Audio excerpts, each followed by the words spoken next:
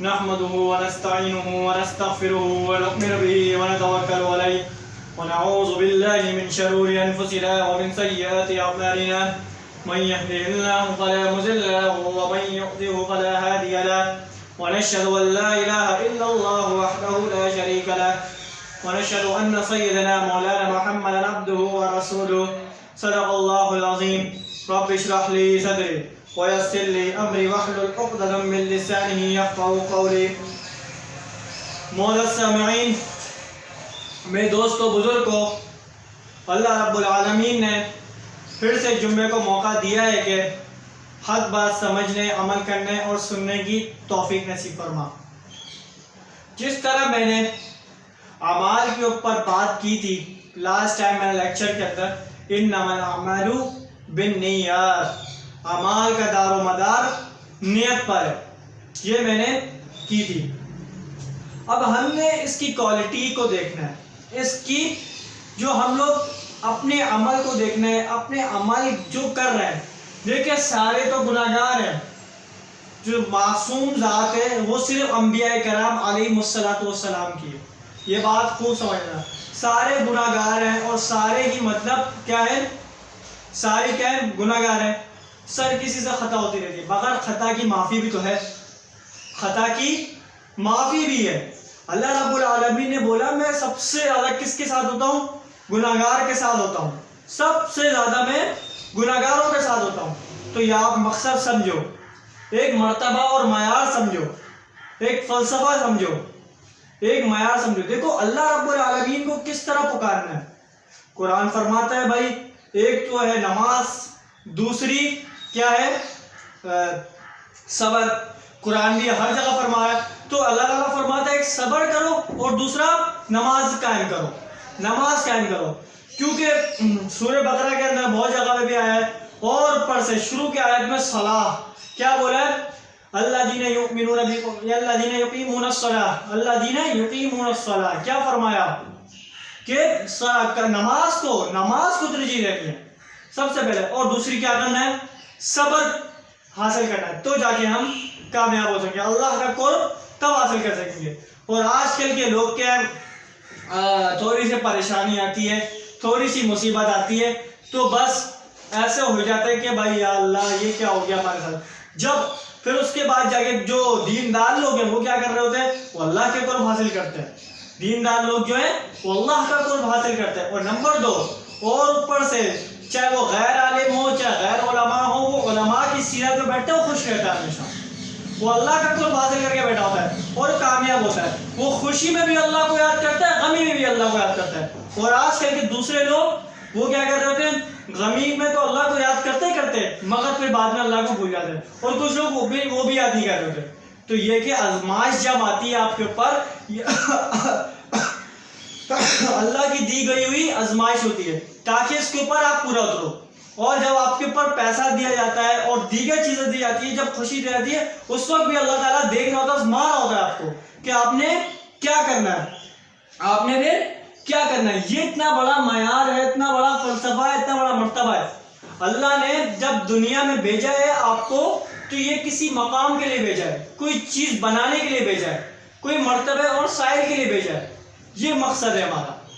تو یہ مقصد ہے، اعمال ہمارے اگر درست ہوں گے تو ہم پھر انشاءاللہ ضرور کامیاب ہوں گے. اگر ہمارے اعمال ہی درست نہیں ہیں تو ہم نیت اچھی نہیں ہے تو اعمال کیسے ہوں گے. نیت کو پہلے فوکس کرنا ہے کہ ہم کوشش کریں، میں بھی گناہ گار ہوں یار، دیکھو آپ بھی گناہ گار ہو. دیکھو کوشش کرتے ہیں کہ نیت کو سدھاریں. نیت کو جب تک کہ نہیں سدھاریں گے اس وقت تک کہ اعمال اچھے نہیں ہوں گے. جہاں پہ ہم نے نیت کو شروع کر دیا سدھارنا، وہاں پہ اعمال بھی ہمارے بہتر ہونا شروع کریں گے اور بہتر سے بہتر ہونا شروع کریں گے. اور پھر اللہ تعالیٰ کیا ہوگا، خوش ہوگا اور دیکھے گا پھر جب حساب و کتاب ہوگا، دیکھو اس کے اعمال دیکھو کتنے اچھے تھے. نیت اچھی رکھی تھی پازیٹیو کے اوپر تو اعمال بھی کتنے اچھے رکھیں. تو یہ مقصد الہی ہے. تو اس کے بعد پھر نبی کریم صلی اللہ علیہ وسلم نے فرمایا کہ نماز جو ہے، نماز مومن کی کیا ہے، معراج ہے. نماز کیا ہے، ہم معراج کا واقعہ ذکر کیا تو نبی پچھلے دنوں میں تو کیا نماز کیا ہے؟ مومن کی معراج ہے. یہ آپ خوب سمجھ لو اس چیز کو کہ نماز کو کبھی ترک نہیں کر سکتے. من ترک الصلاۃ متعمدا فقد کفر. کیا فرمایا؟ جان کے نماز چھوڑنے والا کیا ہے؟ علیہ السلام میں نہیں ہے. کیونکہ امام ابو حنیفہ، امام شافعی، امام مالک رحمۃ اللہ علیہ یہ تینوں کے بولتے ہیں اگر کوئی نماز جان کر چھوڑتا وہ کفر کے قریب پہنچ جاتا ہے. اور امام احمد بن حنبل رحمہ اللہ جو سب سے بڑے امام بھی ہیں، چاروں امام میں سے ایک اور امام، ہمارے چار امام میں سے چوتھے امام بھی پورے ہوتے ہیں، تو وہ کہتے ہیں کہ بھائی اگر جان کے بھی نماز پڑھے تو وہ کافر ہو گیا. تو جب بندہ اسلام سے نکل گیا تو نکاح بھی باطل ہو گیا، ٹوٹ گیا. تو یہ مقصد ہے نماز کو. چونکہ عرب جو ہے نا، عرب میں آپ جاؤ گے اور دیکھو گے پتہ لگ جائے گا وہ ہو تو رہا ہوتا ہے مگر اب انسان کی نیت تو ہر کوئی نہیں جان ہوتا مگر وہ نماز نہیں چھوڑ دے. کیا ہے؟ نماز نہیں چھوڑ دے. تو مقصد کیا ہے؟ قائم کرو اللہ کی اور رسول اللہ صلی اللہ علیہ وسلم کی تعلیمات کو لے کے چلو. سیرت النبی صلی اللہ علیہ وسلم اسی کو کہتے ہیں.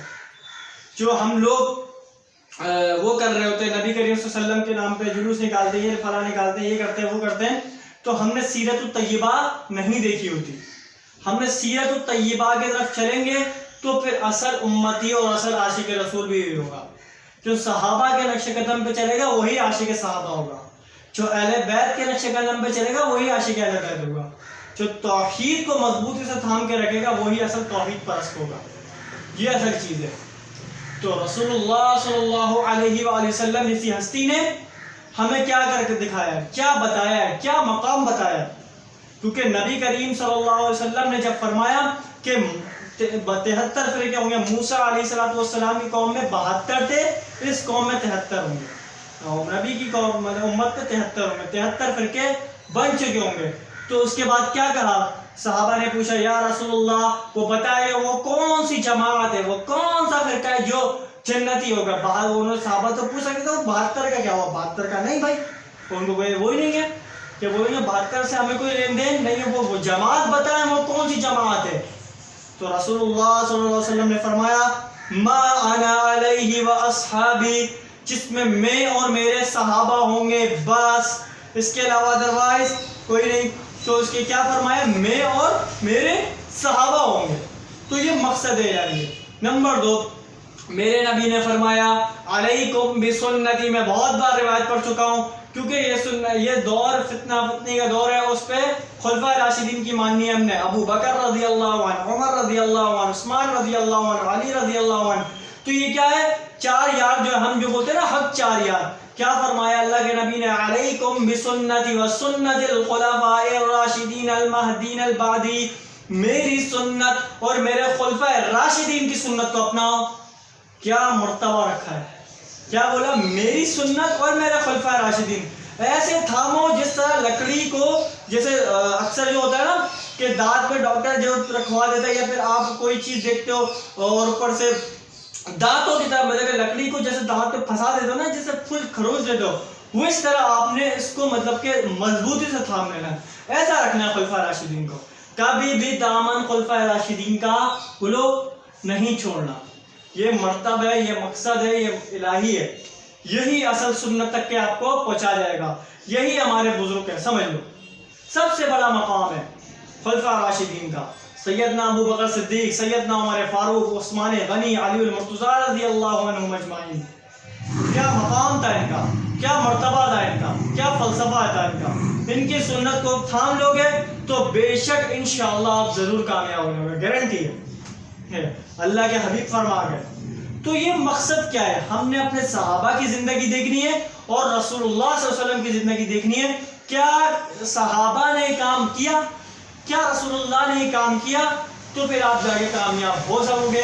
ورنہ ادروائز اگر ان کی سیرت طیبہ کو لے کے چلے، صحابہ کی سیرت کو لے کے چلے، انشاءاللہ پھر کامیاب ہو جاؤ گے. ورنہ ادروائز کامیاب وہ لوگ نہیں ہو سکتے. تو یہی مقصد ہے.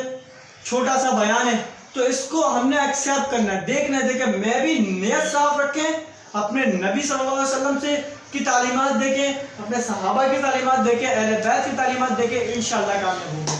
پھر اس کے بعد جا کے بزرگوں کی تعلیمات دیکھیں اور اس کے بعد جا کے جتنے اولیاء اللہ گزرے ان سب کی تعلیمات پڑھیں. انشاءاللہ پھر آپ میں بولتا ہوں آپ لوگ کامیاب ہوں گے.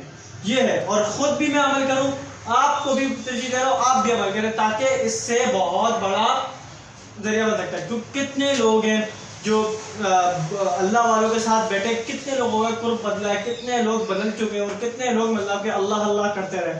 ہم بھی ایسے ہی تھے, ویلے ٹیلے کرکٹ کی ویڈیو بناتے تھے اور فلاں کرتے تھے, مگر کیا جب اللہ کا قرب ملا, علماء کی صحبت ملی, تو ہم نے سارا کام چھوڑ دیا. بولتا کہ ٹائم ویسٹ آف ٹائم ہے بھائی, یہ ویسٹ آف ٹائم. بس اللہ پر دیکھو, اگر کوئی کام ہم پازیٹیو پہ کر رہے ہیں نا, تو اللہ کو دکھا سکیں گے یا اللہ ہم جتنا بھی علم حاصل کرتے تھے, یا اللہ تیرے حبیب صلی اللہ علیہ وسلم نے فرمایا اگر ایک آیت کیوں نہ پہنچا دو امت کو, تو کوشش کرتے جتنا ہمیں علم آ رہا تھا. ہمارے طاقت تھی سوشل میڈیا, تو ہم نے سوشل میڈیا کے ذریعے سے اس کو پہنچا دیا.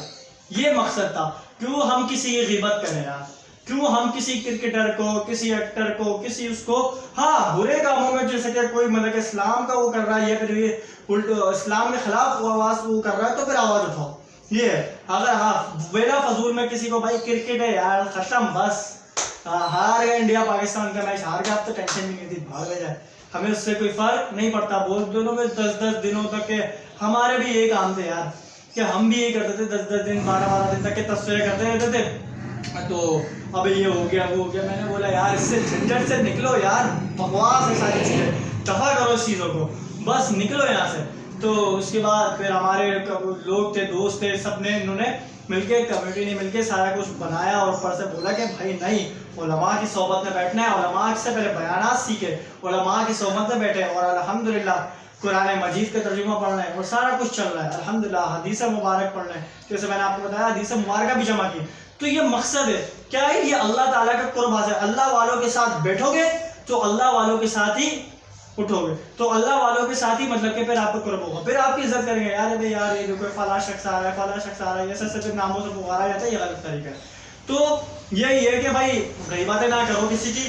اور اکثر ہمارا تو رواج ہی بنا ہوا غیبتوں کا, ایسی کی تیسی کر دیتے ہیں ہمارے والے تو, کہ خاص طور پہ خواتین کیا کرتی ہیں کہ فل مطلب یہ غیبتیں ٹائٹ کر کے, چاہے کوئی بھی ہو, کیا کرتی ٹائٹ کر کے غیبتیں کر رہی تھی. اب یہ مطلب کہ بیان جب مارکیٹ میں جائے گا تو پھر مسئلہ کھڑا ہو جائے گا, بولیں گے بھائی یار ہر وقت ان کو خواتین دکھتی ہیں, کیونکہ بس کیا کریں کہ کام سیدھے ہو جائیں گے تو انشاءاللہ سارا کچھ کام بھی سیدھا ہی ہوگا. تو ہمیں چاہیے کہ پہلے خود عمل کریں, پھر دوسروں کو بھی ترجیح دیں. باقی یہ کہ اکثر ہماری خواتین سے کوئی دشمنی نہیں ہے. لوگ بولتے ہیں کہ کیا دشمنی پھیلاتے رہتے ہیں آپ اور آپ کے مفتی صاحب دونوں, اور یہ اتنے بڑے فنکار بنے رہتے دونوں مل کے. مطلب پاگل واگل ہو گئے ہو کہ ایسا کچھ بھی نہیں ہے, بس اپنا کام کرتے ہیں. باقی جو ہے عورتوں کے حقوق بھی اللہ تعالیٰ نے, اللہ کے رسول نے بتائے, اور مردوں کے حقوق بھی ہیں.